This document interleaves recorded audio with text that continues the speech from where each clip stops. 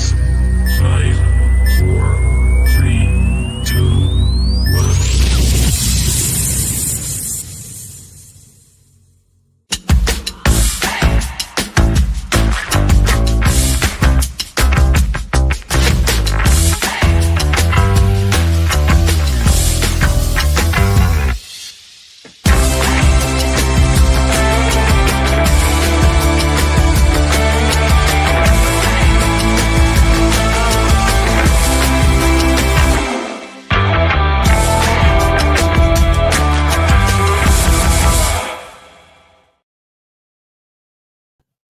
Good evening, everyone. Welcome back to Through Black and White Eyes. Look, I've got all the gear back. All the gear, no idea. Waiting for Gary to turn up, and hopefully Colin as well, who's a West Ham fan. He's been in and out, and now he's gone again. Really looking forward to speaking to him, to seeing what he's got to say about the game. While we're waiting, Gaza just turned up. We'll do the usual stuff. Even all, please like and share, subscribe to your channel, subscribe to the channel. It's free. Join from just 99p or donate in the bottom right-hand corner. Obviously, we're trying to donate as much money as we can to charity, as well as making the channel run for free. Costs have gone up, so we need help to keep it, to sustain itself, basically. Please adhere to standard community guidelines. Keep comments respectful and enjoy the show. Bit tired, guys. It's been a long day. Thanks, Les, from Chairs. Great to see Chairs. Thanks for doing this as always with Leslie. It's great. Evening, everyone. A horrible result yesterday, but we'll bounce back. Well said, Matt. We're going to go into it a little bit more. Hey, guys, wasn't a good night last night. All the toxic Eddie out fans coming out of the woodwork again. It always happens. There's three things that happen in life: death, taxes, a Newcastle meltdown on Twitter when there's a loss. It's as simple as that. It always happens. Hi, Caitlin and Nick. Evening, Baz, Matt, Caitlin, and Nick. Right, let's bring Gary in. Gaza. Hello, Bob. Sorry, me headset wasn't working. Me mic wasn't working, and that's why I was late. Don't know what happened. It happens. But working now anyway. Things like to go wrong when we do things, don't they? Oh, yeah. It's always the same. You get settled, and then all of a sudden something just like goes, and that's it. You're screwed. This isn't too loud, is it? Because I've got a new mic.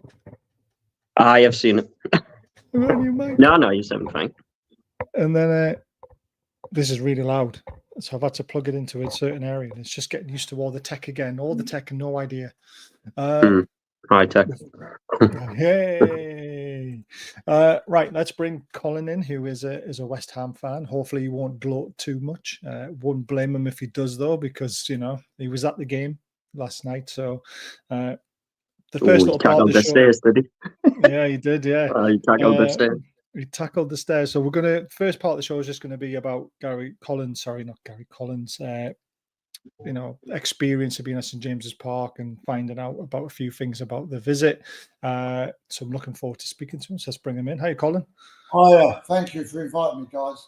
No, thank you for coming on at the last minute as well. Sizzle Steve is a good friend of the show, and I asked him to find me a West Ham fan who was going to the game, and then someone let him down, and then you jumped in, and here you are. So buzzing to have you on.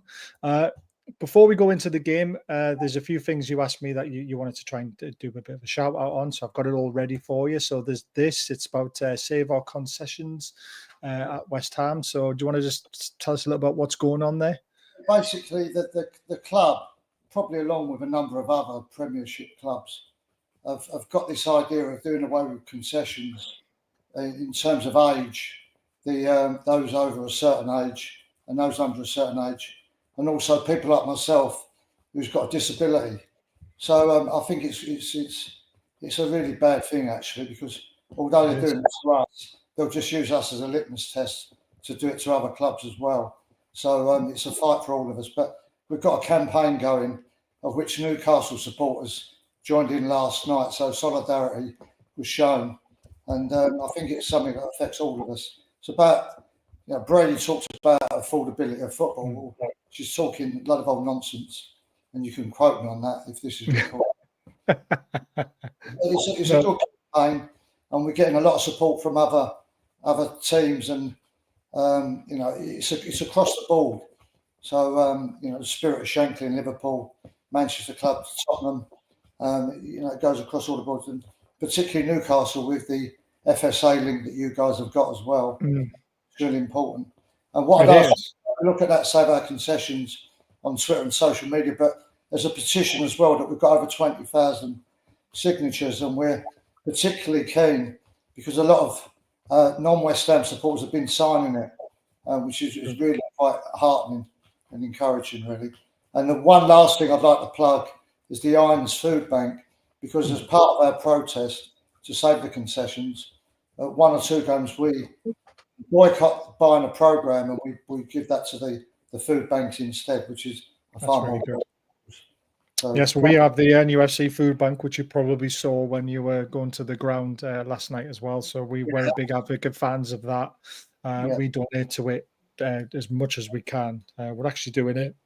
It's very good. You've set me up there, because we're actually doing a live show in January for Stanley Deaf Club and our NUFC food bank as well. So, we like to try and do as much as we can for charity. So it's great that you recognise that as well. So it's good. I mean, to clubs like Everton and Liverpool in particular, they're the ones that sort of kicked it off. We did. Balls, that's really important. Yeah, absolutely. So and for this one, please, everyone, go and sign the petition. You can, if you just Google oppose season ticket price rises and changes to concession tickets, you'll find that link. Click on it, sign the petition, and then obviously check this one out as well. And again, I mean, like I say, it's happening at West Ham. This could happen at any Premier League football club. It could happen to any football club up and down the country. So everyone wants to get on the back of this. I mean, my dad's a concession now as well, and I haven't seen much of a price difference between my ticket and his ticket, to be honest with you, at Newcastle. When it comes to being a member, so we try and buy tickets through the membership. We have to pay for a membership and then buy tickets on top. And I don't see much of the price difference, and it's starting to price fans out. It really is. Well, you've got to be careful, because the cap for £30 for away supporters. Yes, they do. Well, which will affect all of us.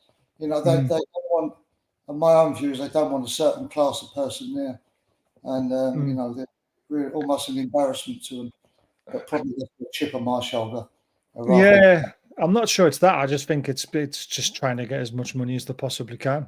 Yeah. Bleed people, they'd rather have the prawn sandwich brigades out, because they spend thousands at football games, where myself, yourself, we go there because we love our football club. We'll spend our money in the shops, what little we have, and that's just not enough for some big wigs, is it? Especially American owners and stuff like that. So you're talking about the football for the TV. The atmosphere is what the TV productises.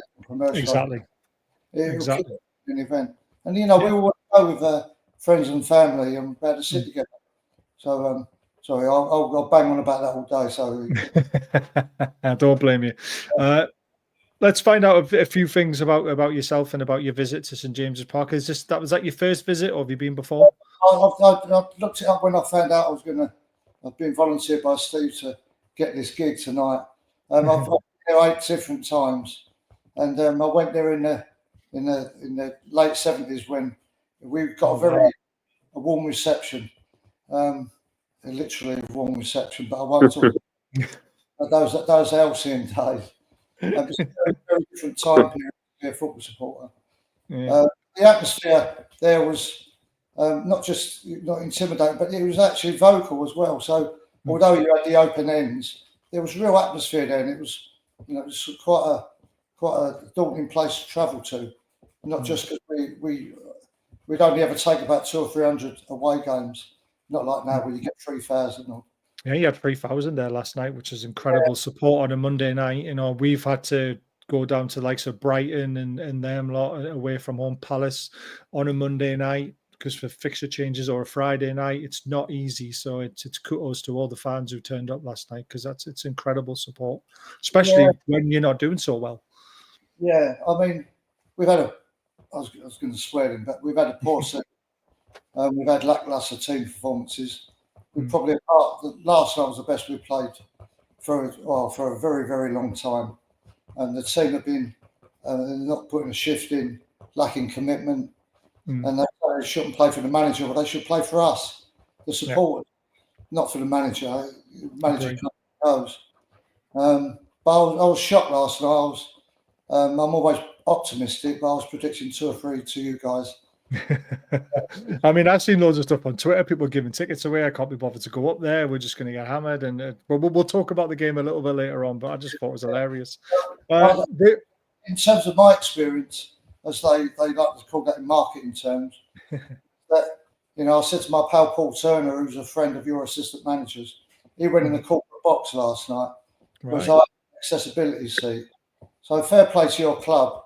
You know, they've got an area there where, and although it's up in the gods, there's no one sitting in front of us or standing in front of us. Oh, so that's good. For a disabled supporter like myself, who's got Parkinson's, you know, your club did well. The stewards there were good accessibility. So I'll duff my hat to them. That's amazing to hear. Yeah, and that was very good. But because we don't hear about stuff like that. I mean, obviously we do the seller shirts. I don't know if you know about that with the deaf people. They put the shirt on and it vibrates when the crowd go up and all that sort of stuff. We know a lot about that, but we didn't know a lot about away support, disability access. So that's great to hear that's available. Well, what often happens is that you get put down right at the front, which you get soaking wet. So I can't have it both ways. I either go up in the gods in Newcastle, and then at least you're covered. But it's a fabulous stadium, and I know that we won last night, but there's still a reasonable atmosphere. You're never going to recreate the old days. I don't mean for, but I mean for atmosphere, because you haven't got, you know, groups of people going together on the spur of the moment. You've got ticket prices, you've got issues. I mean, a lot of the guys I know had to take 2 days off work to get there last night, and that's all down to TV. I mean, you took like 2 days off. I mean, I've literally just got home. Wow. Because I had to train, but then I had to go back into work for a bit. So you know. Work always gets in the way of fun, doesn't it? I like going to Newcastle itself as a city. There's a great atmosphere up there, and I enjoyed it a lot. But there we are. So that was my experience. The accessibility issues there are very good, but you do need that lift. Yes, you definitely need the lift. Even we need the lift, and we were able-bodied. We were trying to bunk in front of me, and I said, "You're having a laugh, mate. I wear a lanyard, and she's got my disability on it." So, but your stewards were quite good. And one last night as well, they gave us a scarf. West Ham Club. Yes, I saw that. That was Ferdinand, wasn't it? He was giving scarves out to fans. And we see McAvenny in there as well, but he was up to later on when we heard rumours that he was in the casino around your way. Doesn't surprise me. Yeah. Where would you rank St. James's Park in your away event? Obviously, taking away your home ground. I mean, Upton Park was absolutely fabulous for atmosphere and obviously your new ground. But where would you put St. James's Park up there for away visits? In terms of a trip to go up to Newcastle, it's one of my favourites, always. It's very, very popular with our support because it's got a great social place up there. You've got good support. You've got knowledgeable supporters. You know, it's a good one. Had it not been a Monday night, we still took our full allocation. But a lot of people don't go in the sense that sometimes they just get their tickets to get points for the game, you know, their caps and all that sort of. But it was a good turnout last night. Yeah, very good. What did you make of War Flags? I mean, before we even go into the football, I'm going to say the man of the match was War Flags, by the way, last night from our team when they did this for Alexander Isak. Do you agree with fan displays, or are you not a fan? Or if that's what the youngsters want to do and the younger generation want to do, yeah, it looks good. We couldn't see obviously the Isak bit because that was on the bit below. Yeah, that's right. But what you had, we could see Alexander the Great. That's the view that we had, and it looked good. It reminded me of when, and we don't often go to Europe, but the last couple of years we have been, and it reminded me of the German grounds. And you know, if it helps build that, all well and good. I mean, it also shows support to the actual player itself as well, doesn't it? It must give the player a bit of an oomph. Yeah, exactly. And you know, the colouring of it. I was pretty impressed with that. Good. Yeah, it's nice to hear. Gaz, what did you make of the display? I think it was the best one I've seen. Really? And I'm not exact. Yeah, I thought it was, especially the flag and the Isak sign. I just thought it looked fantastic. The job war flags do is just incredible, mate. I mean, it's a fan organised event as well, and it's just the hours that go into what they do. It's just unbelievable, and I just think it looked incredible. I mean, can you imagine being a footballer walking out of that? And I tell you what, if you can't get up for that, then you shouldn't be playing football. Exactly. And it was just fantastic. Get all that done in one go. It was very impressive. You know, we were just going, well, look at that. And we probably had a better view of your end, obviously. Yeah, you did. Yeah, the Gallagher end, you did. Yeah. But yeah, very impressive. And he's bound to give you a lift. Absolutely. Yeah. You would hope so, wouldn't you? Right. Let's have a look. First of all, to the West Ham team. Was there any particular, inclusions or exclusions that you were a bit surprised at? Were you happy with the 11? Yeah, when they had the young boy, the four dog did. So funny, he's played bits and pieces, but I think he come of age last night in the terms of he actually given him a full go. And I'm pleased that Somerville got a go because he's been in and out of the side. But they all put a shift in, and for the first time in many a week, we actually put some effort in. Somerville's very quick, by the way. I forgot how quick he was because he was playing in the Championship last season, so I didn't see him as much. But he was very quick last night. Our team, I mean, we weren't surprised, were we, Gary? It was quite obvious that Kelly would come in for Dan Burn. And when Shaw started, he made his 200th appearance for the club. I can't think of a better pound-for-pound defender we've ever spent 2.5 million on to get, or was it 3 million, whatever it was.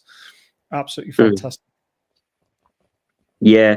I mean, I've said it time and again, for the money we paid. What was it? 2.5 million or something? 2.5 or 3 million or something like that for him. Yeah. It's crazy. I mean, he's been a great servant for us. He's been a great servant. Obviously, I think we're unfortunately starting to see the decline of it, but he's been a fantastic servant. You can't deny that. Probably the best value for money one of them we've signed over the years.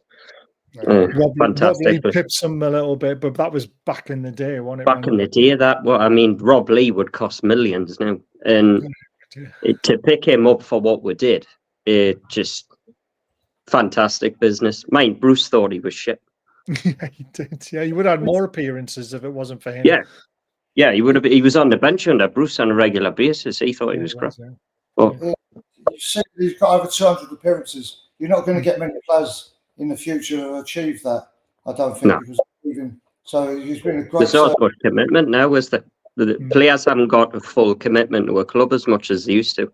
What's 200 appearances about? If they played every game, it's about four seasons, isn't it? So you're probably 4 right. years. A lot of the times you see 2-3 years, and then you see them moved on. And it's it's a cutthroat business now, isn't it? Unfortunately. Agent as well. Yeah. Chasing the coin, as they call it. Right, looking at the action now, we've got to talk about it, unfortunately. I mean, Colin, you're going to be buzzing talking about it, but we're not. But we had the ball in the back of the net quite early on. We started brightly. Isak was offside. It was tight. Someone's put a picture up on Facebook saying he was onside, and I don't think that picture's. I think someone's tampered with it. He wasn't onside. I saw it on the telly. Obviously, I had it on the telly, and I thought he was offside when the ball was played, and when they did the replay, you know what VAR's like, the crap anyway. But he was offside. Yeah, I mean, it was close, but he was definitely off. Great finish as well, which was a shame because he digged it over the kip. I thought, here we go. That would have been the end of it. You'd have been a totally different game because possibly the crowd would have been up for it, and we tend to fold. So, but it's one of those nights where we had a bit of luck there. Yeah, I mean, the first 20 minutes, I mean, we were knocking on the door, well, disallowed goal, but then you went up the other end, won a corner, which I don't think we should have given away. I thought it was a bit poor defending. And then the actual defending for the corner. I mean, it's great movement from Socek, who made 3 initial moves before he ran onto the ball and scored with his header. It was a great header. But Kelly was just standing there like a Wally. I just don't know where he was. I'm surprised you don't let goals in from set pieces. First one for 40 set pieces, was it? Or 70 or something like that? Mm-hmm. Yeah. I saw a stat on it and I can't remember what I did with it. 70 attempts it took to concede from a corner. And do you want to know why? Because Dan Burn is at the back. And that's what happens when Dan Burn's missing. And Socek just capitalized. It was a good corner, don't get me wrong. I mean, he hit it low, he hit it hard. His movement was brilliant, but Kelly was just nowhere near him. And that's my gripe with the goal. As I still don't know, I've watched that goal time and again. Socek's good with his head. And we should have known that. And he just watched him hit the ball. Yeah. He just watched him run onto it and went, he stepped away from him and just said, right, go on, there you go. And it was bizarre. Honestly, I keep watching it and I didn't know what the friggin' hell he's doing. He pulled up 3, as you said, he pulled up 3 times, he moved up when but he was totally unmarked. I mean, I've got Parkinson's, and if I'd have defended like that, there would have been a major story. Brilliant. I mean, credit to you. I mean, you took your chance, and it did rock us, but we got back into the half again. It took a little while because you played some nice football. Paqueta was looking good. It's always he always likes playing against Bruno, his best mate, which but he was controlling the midfield quite well. I said, he didn't have a bet on last night. He mustn't have. I did. I had a shocker. But we had Gordon effort, which he should have scored. I mean, when he capitalised on some poor defending, because he snuck in and behind them because the cross was, it was not a bad cross, but it was well defended. And then they all just started looked at each other, thinking there was no danger. And Gordon, with his pace, got in. And all he had to do was lift it higher. And there was no way the keeper was going to save it, but it was a good save. And then he rides off the shoulder quite well. He does. And he's a murder to mark, I would have thought, his movement. Yeah. And then it came out to Willock, who smashed it, and it was a good block by Wan-Bissaka, who, again, he always has a good game against Newcastle. I said this before the game started. I said there's Wan-Bissaka who always plays well. And there's a Socek who always plays well against Newcastle, and they both fucking score. But even 6 minutes of injury time up, though, I just thought you get a goal back, and that would have been well back in. But you just lacked something last night, just a lack of a bit of a spark. Yeah, really. I'll see a lot more. With Callum Wilson coming on, he usually scores against us. He does. We'll come to that. That's a little bit later on in the game. There's the second chance in the first half that we should have put away was when Bruno played a lovely ball over the top for Isak, and he controls it on his chest and he volleys it wide. I couldn't believe that he missed that. And we went into the break and I was thinking, we're being sucker punched. West Ham have had their 15 minutes of good football. Yeah, we've had a better first half. I was, thinking quietly confident we're going to get back into this. And then the second half started and you were all over us. You must have been very impressed about how you set up and you carried on playing out from the back, because there was a few times where you got caught out in the first half. But the way you started the second half and the way you nullified, our keeping the crowd quiet, not letting them get up. You must have been very impressed in that first 10, 15 minutes of the second half. We've had a problem this year with Areola and Fabianski. They've sort of been playing different some weeks, and they've changed it about it. But I think as a goalkeeper in terms of distribution, I think Fabianski is better defensively. It may not be as creative in terms of distribution. It's like you can see him punching the ball out last night. You know, which when you play at places like Newcastle, you've got to be strong. Yes. And they still play.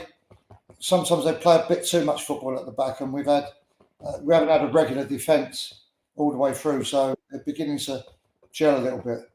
I was surprised how well we kept the ball. We've been giving the ball away too much recently. I don't like the sound of that. We have to sell to buy in January. Not good, guys. What do you think went wrong in the second half? I mean, Willock was obviously injured. He brings Tonali on.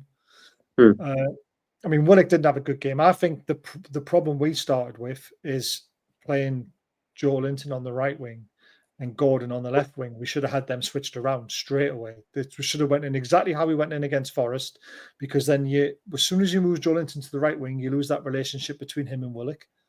And you could tell Willock was off it a little bit. I thought Joe Linton played well in parts. I thought Bruno played well in parts. But Tonali comes on and there was no drive, was there? I don't know if it's because West Ham were just that good, and then nullified on midfield, or was there something missing from ourselves? I think there's a bit of both, right? But I mean, look, I'm not taking against anything away from West Ham because they fully deserved the victory yesterday.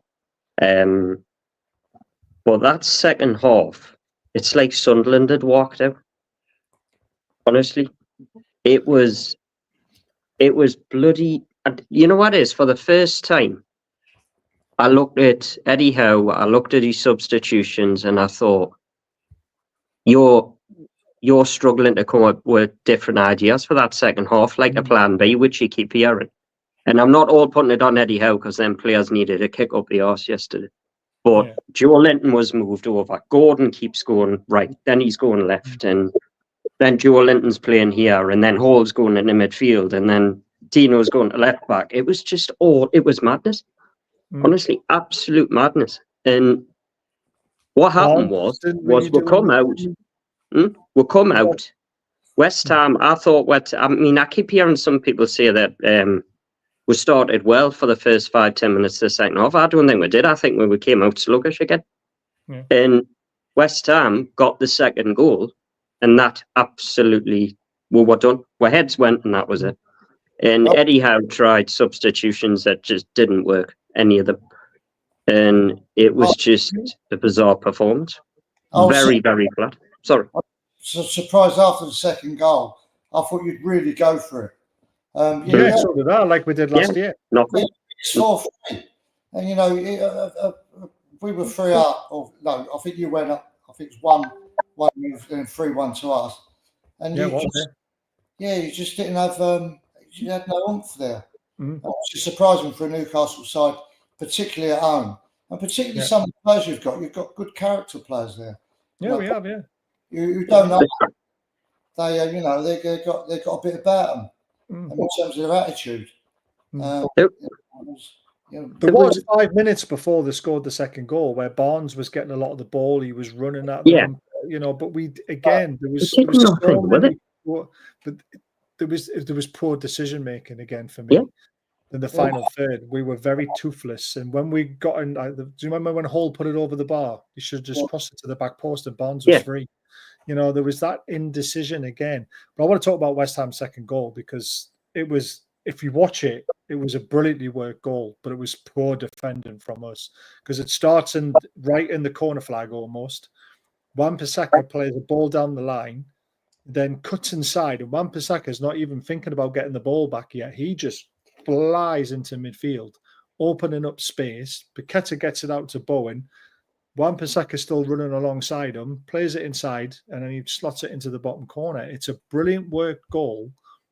If we did that in attacking wise with Tino, we would all be creaming over it because it was brilliantly worked. But the defending not to follow Wan-Bissaka was absolutely terrible from us. It was lazy. I could see it coming. I could see it. I'm just like, they've done it again. They've got out with that corner too easily. And Wan-Bissaka's off on one. And he just had to follow him. And you could see he was going to get in. And he loves scoring against Newcastle. He's only scored 3 goals in his career. And 2 of them were against us. That's St. James's Park. I didn't know Yeah, he scored for Man United as well. If I'd have known I'd have backed him last night. Yeah, I mean, he always plays well against us. But you must have been very pleased about that goal because it was well worked. It was off the training ground. It's how you want to play your football. Yeah, but we broke your lines for Yes. that goal too easily. Yes. You look at, as you set up, you don't have to have banks of four, whatever, but it was too easy. They're the sort of goals that we've been giving away all season. But it come right for us last night. Yeah, I mean, I don't know. I can't blame the international break. I know what JK said. No, everybody's had it. Yeah, we're on a good run. The break doesn't help a little bit, but they've been away warm weather training. The other players have been away on international duty and putting in good performances. Had they gone away on international duty and come back with like slight niggles or got beaten in international games, then yeah, I would say the international window's probably not been great for us, but I can't blame it on that result. Well, I'm assuming, right? You know, back in the day, Baz, when Sir Bobby was in charge, right, and our players got booed off the pitch for finishing 5th. Yes. Remember that day? I did, right? Yeah. When you look back now, it's absolute madness, right? But I'm assuming, and Colin will probably be able to clarify this, I'm assuming West Ham's players got a bit of stick when they drew at home to Everton a few weeks ago. Yeah, absolutely. Maybe that's what Newcastle players need.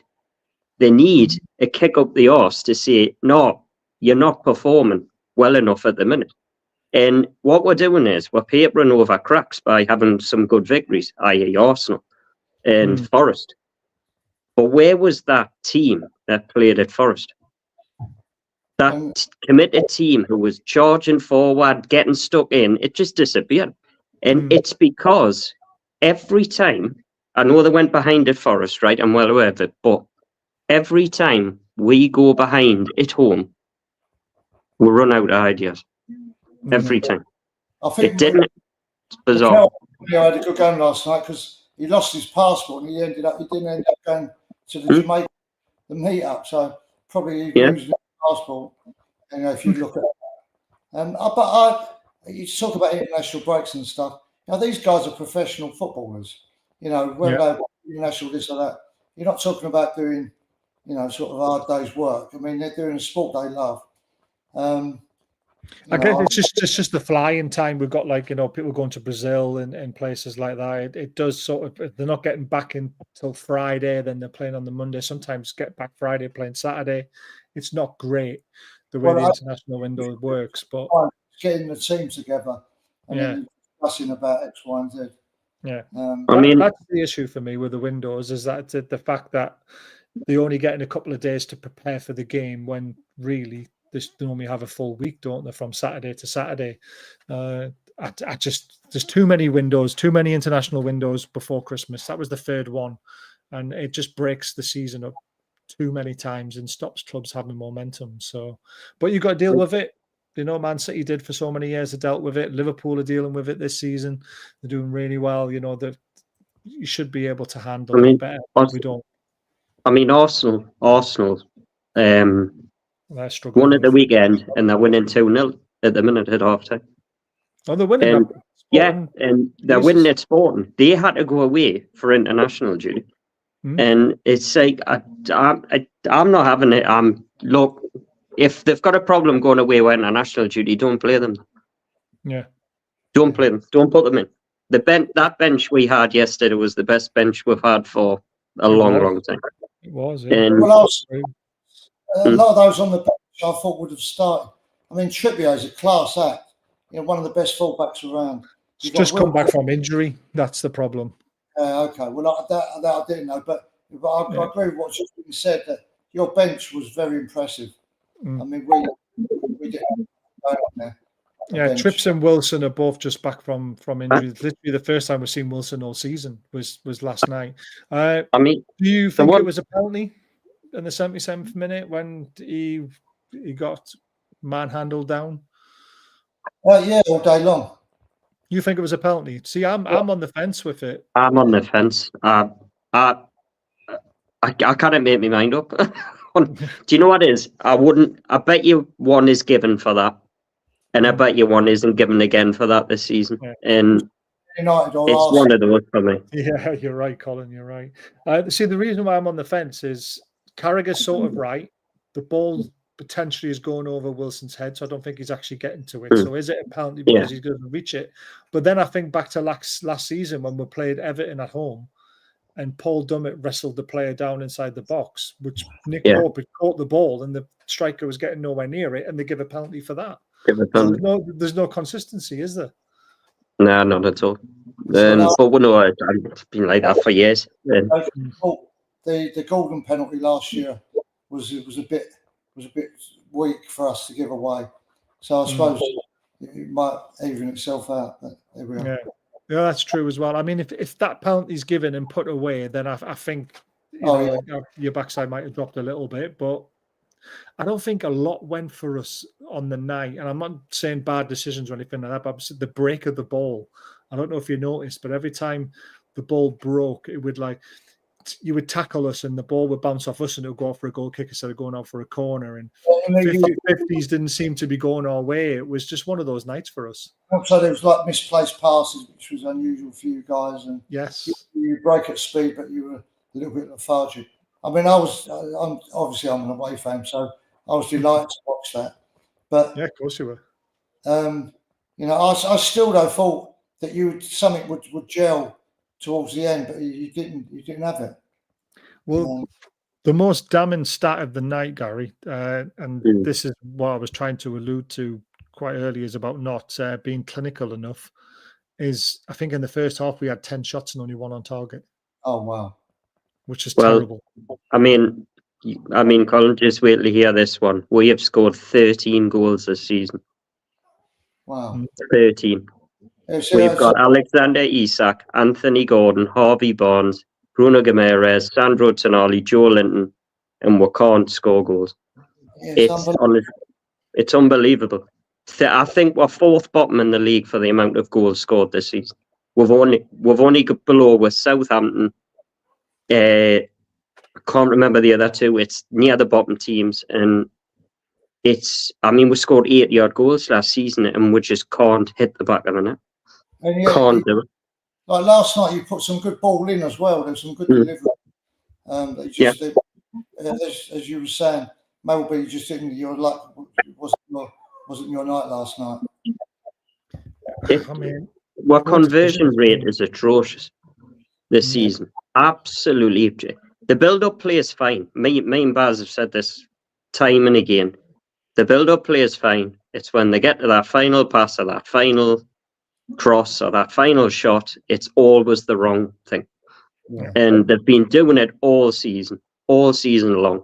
We've got to win at Wolves because Harvey Barnes hit a screamer from 30 yards, and it's even in that goal, right? Even from that goal, Baz spotted it. Barnes should have made the pass through to Bruno. Yeah. Even you pointed that out, and we never seemed to make that right decision at the end, and it was. It was. What do you Bruno, think? like you said, Bruno, fabulous pass. Isak misses the target completely. Yeah. What do you think? Because they're the same players, and it's not about. I don't know. I suppose if you put your finger on it, you'd be rich. Yeah. I think it's been found out a little bit, but again, you're not found. People say we're being found out. We have a little bit, but you can't be fully found out if you're still creating big chances like we created. Yeah. You know?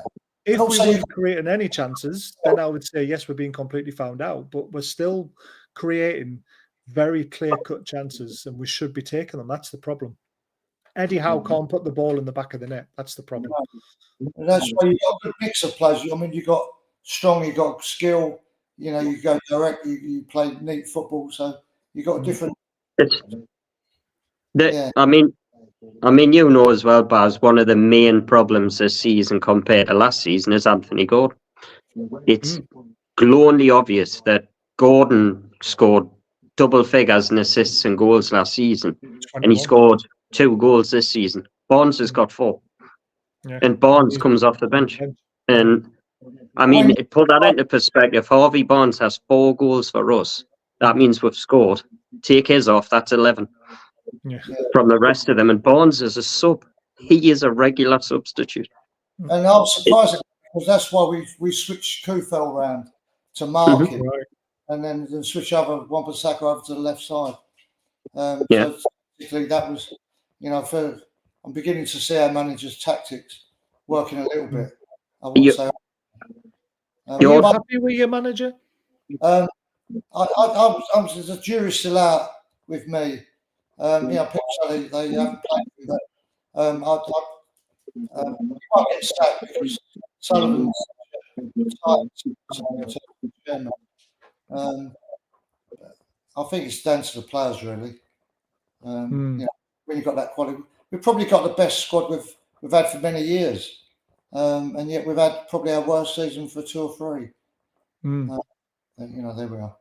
I was a fan of Moyes. I thought he's an inconsistent manager, but he always has a good season, bad season, good season, bad season. This year would have been his good season, so I felt a bit sorry for him. He took us to Europe 3 times, and we don't get out. Left Brexit now, so we've never done Europe. Sort of only once or twice. I mean, you guys have done a lot more than we have, so I'll always thank him for that. Always. Yeah. Won a trophy, but I mean, Gary, we would kill to win their trophy, wouldn't we? Oh yeah, I mean, all them people coming out saying it's not even a proper trophy. I remember, I said to you, I'd love to win that, and that's why I was gutted when we weren't in it, because Man United screwed it up for us. And it's like, you know what it is, I was thinking, we could seriously have won that tournament, But yeah, I watched it. I watched the game, and I was buzzing for West Ham because I do like West Ham as a football club. I like the fans. I like the club. And you know what we're like with London teams, Baz would didn't like them, but West Ham is different. And I always feel welcome when you go down there. London, aren't we? We're just shocking away from home in London. That was the problem. It's not because we like we used to never win away from home in London. There used to be one of those. And then we beat the Invincibles. Yeah. Remember? 8-1 and had different penalties. I think you had end up Beardsley in goal at one stage, and because you had your goalie injured and stuff like that. So if you had Steve on, he'd be able to quote you the attendance as well. But my memory's not that good. I remember that. I remember someone asking the question about that. There was 3 goalkeepers, and Beardsley went in goal, and there was another 2 keepers as well. I can't remember who they were, but I remember that question being asked by Joe Allen I think it was when he was doing he was standing next to you guys at the charity match we were doing. And he asked that question, who were the 3 goalkeepers? Crazy game. I mean, I remember one of my favourite games along was when I was a kid, was when we beat you guys 3-0, and we had Tino, Rob Lee, all them playing. You were in the back of the South Bank when they converted the South Bank to the new pitch. Yeah. Yeah, that was it. You had a great team. Yeah, we did. We had 40 shots on target or 40 shots on goal and about 20 on target. So Keegan after the match said, "Well, we obviously need to practice our shooting, don't we? Because we only scored 3." I can't remember who the keeper was that day. One out the goalkeeper. I think it was Kelly. Kelly rings the bell. Yeah, I can't remember. I can't remember. Honestly, it's been that long ago. I actually can't remember. Nah, completely gone. I remember the game. I remember the chip, but I just 96, 95. Yeah, 95 because Shearer wasn't. We didn't have Shearer then, did we? No. I'm going to look at me. No, so 95 it would be. Yeah, 95. The FFP and PS. Someone just posted up. Our revenues better. We build a new stadium. Yeah, this one here. New stadium, and whatever you do, don't have anything like our circus of a ground. It's a tough one. It really is, because St. James's Park isn't big enough for the demand now. There's about 30,000 members. Is that right? Can't build in it. Residents. Yeah, it's basically listed buildings behind the ground, so we literally can't build on it. Can you not buy them? No, grade A listed buildings can't do them. No, you Cost can't that. put them up and things like that. If you want to buy them and move them, because you've got to keep them due to the heritage, you've got to move it brick by brick and replace them brick by brick in a different location so they're exactly how they are. Yeah, it's going to cost millions to billions probably to do that. So it's You just don't want to move it from the area because that's your home. I know. I mean, I always remembered Upton Park was always a very enclosed ground, wasn't it? And Welcoming atmosphere. yeah, Oh, loud. yeah, it was. Paolo Di Canio scoring that scissor kick volley. Yeah. What a ground that was. Seeing Shearer always used to get goals for you at our place. Yeah, he did. Yeah, I mean, Shearer got goals everywhere, didn't he? Yeah. Very quickly. When you had Pop Robson, who played for you and us. Yes, Pop Robson is a name that comes up quite a lot, obviously before my time, unfortunately. He played for the other team up your way. Yeah, then. It's funny, we got off the train this morning and the bloke who was a driver, he supported the others. He was laughing. And I bet you were. I bet he was loving it. Going up from yesterday and today, you got support from all over the world. There was lots of Scandinavians, and I think that's the way of sort of football now. The attraction. I mean, we've had. I'm not trying to big ourselves up, but we've always had a decent following in other countries, even before the takeover. You used to always see these accounts pop up on Twitter, and the Dutch love our football. It's all because of Alan Shearer. This is the thing. We picked up a lot of foreign support because of that. And then you've also got the likes of Mutu, which helped us in Japan and sort of areas and places like that. So I always find we always sign someone, and I think a lot of big clubs do it now. They sign someone in an area where potentially they know they're going to get a lot of following from it. And I know it sounds, but St.James Park for Man United, still a good player, but look at the following they got on the back of that. For all the tourists they got and all that sort of stuff. So Simon Kudos, I mean, the amount of Ghanaian interest that we got when he played, when he played for us. He's a player that has got a ban for five games earlier in the season. Oh, no way. Yeah, for having a Tottenham player. No way. I didn't know that. There you go. Right, before we go on to the next little bit very quickly, please subscribe, hit the thumbs up. There's a membership option if you want to. We've got two amazing sponsors. We've got Diacro. I do need to do the giveaways. I promise I will get them done eventually. But Baz20 for 20% off for all their goodies. Link is in the description. And don't forget about football prizes. This amazing Rob Lee signed shirt at the moment. And all those other 6 prizes are available, as well as a Rob Air shirt, Solano shirt, Beardsy shirt, Les Ferdinand shirt, Tino shirt, going back to the good old days. Tickets are only $3.95. There's only 500. We're just under 500. And you really could win an amazing prize. We were lucky enough to win a Gaza shirt, which we will be raffling off in our amazing live event in January. Can't wait to do it with the guys. John and Superfan Dan from America, obviously Ian as well. Gaz might turn up, you never know. Really looking forward to doing it. You never know. Really looking forward to doing this. And this is in aid of Stanley Deaf Club and the NUFC Food Bank. So we want to raise as much money as possible. Guys, can I just thought of something? About supporters all over the world. Well, there's also support in London. There's a team called Hanwell Town. Yes, we know them very well. Yeah, we've seen them on Twitter. They're massive Geordies. Yeah, they are. Yeah.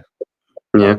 Great club there. I know one or two of the people who go and watch the non-league games. Oh, right.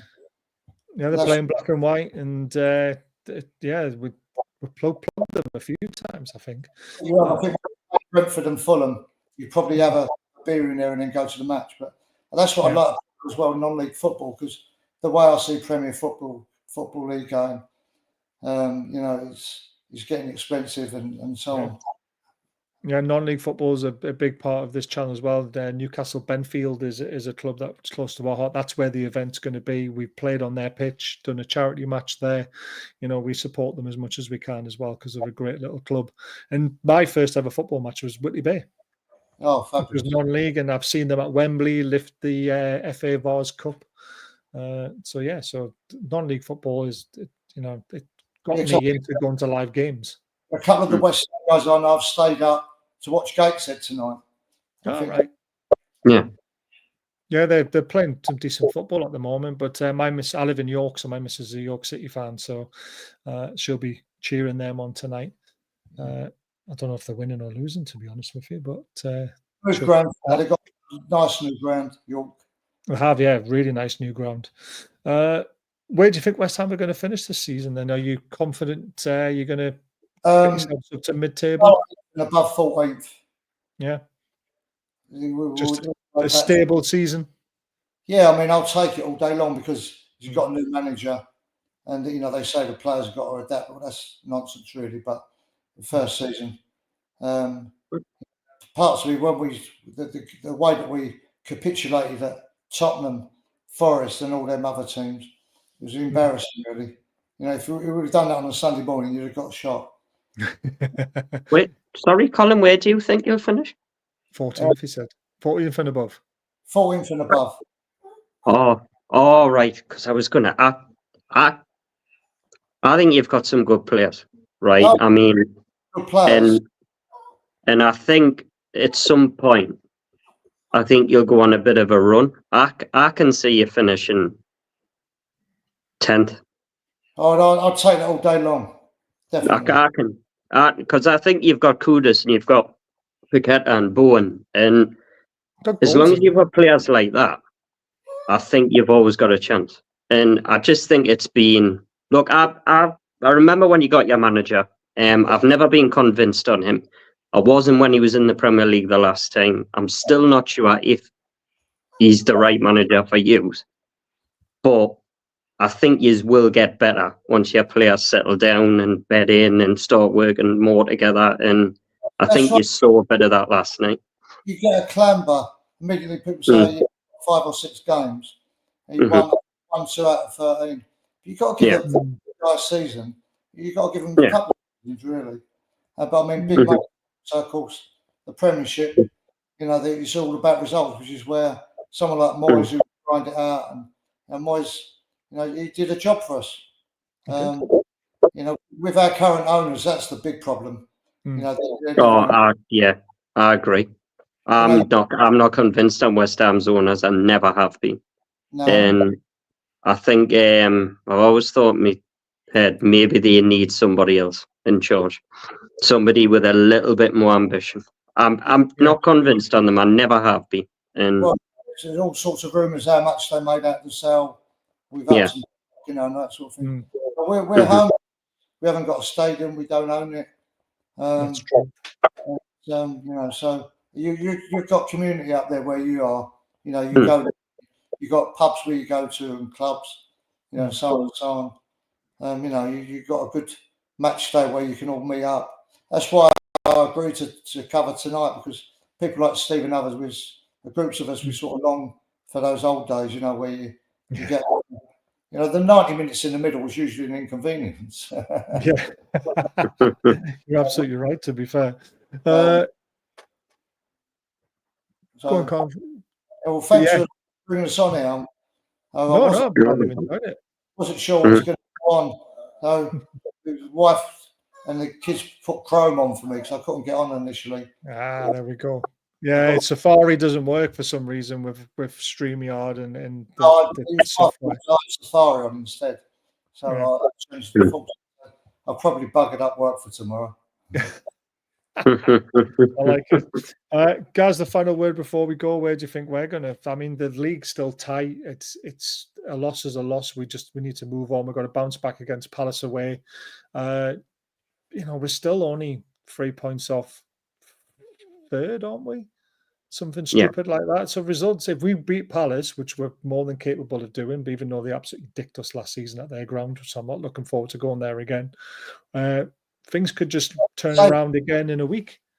That's a health and safety hazard. Sellers Park is definitely a health and safety hazard. You're right. Look, Newcastle could quite easily get a draw or a victory against Liverpool at home. right? And I'm not kidding either. It's Palace next, though, isn't But- it? Palace away yeah. first. But I'm just going to use the home games for example. But Right, in a okay. few weeks' time, they'll probably knack up at home to Leicester. Until Newcastle get that out of their system, where they are going to continue to do that and knack up against the teams around them, they will finish 9th, 10th, or 11th this season. Yeah. That's my personal opinion right now. I went 6th at the start Your of team. this season. Yeah, No. I think we'll finish 9th, 10th, or 11th You do better. if we don't sort it out. All right. Well, but I think you're better than that. I think we're as well, but we're not. For me, we're not consistent enough, and until we get this consistency sorted, I think we're going to have an up and down. Like I said, me and you could be cheering away because we've just beat Liverpool, and then we'll knock up against Leicester. But that's it. And We'll beat Arsenal. We drew with City. We beat big teams, and then when we come up the likes of Bournemouth and places like that, we struggle. Oh, West it's the teams around with. West Ham as we well, lost. Brighton we lost at home. We lost it, but I mean we drew at Bournemouth, but we could have got beat because there was a disallowed goal in the last minute. Yeah. We were poor at Bournemouth. Fulham we were terrible at Fulham when we lost 3-1. And we seem to struggle with the teams around with. When City come, the players, yep, I'm ready for City, no problem. But is it because they don't play a low block against us? Yes, that's exactly it. That is exactly it. Them teams come to play football. And I'll tell you what, if you want to beat Newcastle at St. James's Park, do what West Ham did last night. Yeah. 100%, and you will beat Newcastle at St. James. Get the first goal, and then players drop. Their heads drop. For whatever reason, I do not know. Right? Because they're not terrible players. They're good players. Very good players. You know, they've got a good bit of experience there as well. They're not young boys. You know, exactly. I think the crowd tried to get behind them. I mean, they got it going in that respect, which is why I went back to your thing at the start that Alexander the Great. You know, it was quite very impressive. Yeah, I thought that was good. We need to start scoring goals as well. If we don't start scoring goals, we are not going to get into Europe. And I said it a few weeks ago. People are saying it'll come. We're now still not scoring goals. I know we've had 2 good victories, and Forest for me was the best I've seen we play this season. I thought we were brilliant. For 45 minutes, the second half we were brilliant. Brilliant. And it was away. It was away. Yeah. And at home, they're awesome at home. That's probably for me. There's probably the best atmosphere that I've had for a good few years. At Forest, it's a good ground for us. Forest is a good City ground. To go to, It's what it's the old-fashioned stadiums that have got the best atmospheres, and it's now. I mean, I personally I've been to Upton Park, but I've never been to the new stadium. And when I do see it on the telly, I mean, I can't really see much, but I see a lovely looking stadium, but I don't see a football stadium. It's an athletic stadium. Yeah, and it was for the Olympics, wasn't it? And that's the problem. I think I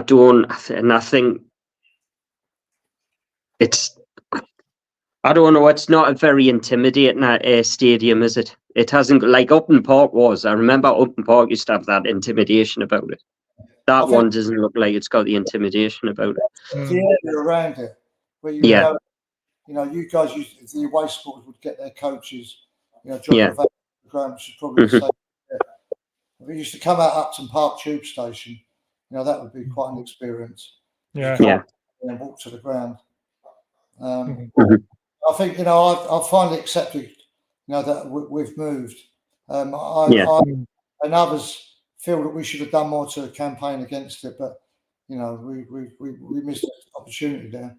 I loved Upton Park. Upton Park was brilliant. The character, as they say, absolutely. There's a few, the Dell, another ground that we used to be crap at going to because it was such an enclosed ground and everyone was on top of you. The quality of it and the surroundings. But it was the fact that you had 20,000 people who wanted to be there. At the moment, we've got 60,000 each week. But I don't know what the figures are, but I suspect 20,000 of those are casual supporters. Yeah. And you know, there's loads of people over at our place who support other teams because it's a cheaper ticket. Yeah.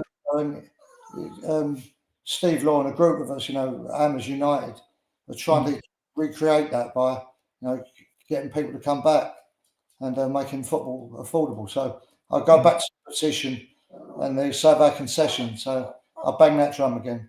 Yeah, there we go. Yeah, it's a really good campaign. And Yeah, it definitely is. we didn't do any balloons last night because there'd be no point where we were. Float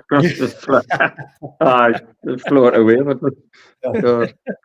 I love it. I mean, between, you know, I see one of the messages on the group chat said, or one of the comments was, you know, you need the revenue from bigger crowds. Well, revenue from gate money is pennies. It's something like 17% of our revenue. It's peanuts. The money from the owners and from the TV. So you don't need to make about ticket prices. You really don't. You know, no, I mean, Bayern Munich managed to do it, don't they, in clubs in Germany? So club model with a 51%. You know, that ideally would be our way forward. And it's not going to happen in the near future because of the. I mean, personally, if they got rid of PSO, I think, you know what it is? I think you would probably get cheaper ticket prices at games. Yeah. Honestly, I do. I think things will go cheaper. And because clubs now are trying to get revenue in and they're going ridiculous. And it's just games getting out of hand. And yeah, right. If something doesn't change, fans are going to be priced out going. I certainly see a lot of our traditional support and now go and follow, you know, non-league sides, which is great for the non-league sides. Yeah. And, you How know, much is it? How much is a season ticket at West Ham now? Well, Like the average? It varies anywhere from 250 up in the gods, down to about 800, 900, £1,000 in the middle. But we haven't got many. We haven't got many corporate bits because you've only got that. Right. You know. But then what they're doing, they've got when we play Arsenal, Liverpool, they have what they call a triple A game, you know, where they charge you 90, 100 quid. What? Jesus. Ridiculous. God. Yeah, I mean, they're starting to sort of bring that in at Newcastle. I don't know if you've noticed, Gary, but with the Mag Plus. So most of the games are 40 quid, and then suddenly we're playing Villa, it's 50 quid. Yeah, exactly. They're graded A. So we haven't just B and C games, we've got triple A now. Yeah. Ipswich have done it. I think it's Ipswich. Just one of the promoted teams have done a grading system where you do grade A, B, C, and D, and obviously you've got likes of who you'd guess in grade A, and then at the bottom you've got the relegation sides in grade D and stuff. But it's hard to know. I'd love to know. I'm just going to let my dog out. Sorry, I just realized. Yeah, it's all right. Well, we're going to end the show there anyway because it's been an hour. So I just want to thank you so much for coming on, Colin, and good luck for the rest of the season. Well, and you, and enjoy your travels. If you do come down, who knows Steve Law? I know Steve. Okay, well, Gary knows Steve as well, to be fair. Yeah, well, Gary, if you want to come down, you're more than welcome to be a guest and sit with me. Yeah, definitely. 100%. I've never been before, so I'd love it. You're not missing anything, but you could go there once. Be but you're more than welcome. Thank you very much, Colin. I appreciate that. My nonsense. Very much. Verbal diary. No, lovely. But you're more than welcome, lads. As long as it's not a Monday night, we'll try and take you up on that. Well, that's football, isn't it? Yeah, exactly. You're absolutely right. And the train prices to London these days. As well. Yes, I love it. Well, thank you so much for calling on, Colin. It's been an absolute pleasure speaking to you. Cheers, Gary, as well. And see you all on Friday for the next show. So take care till then, guys. It's going to be a while. Later. Ta-da.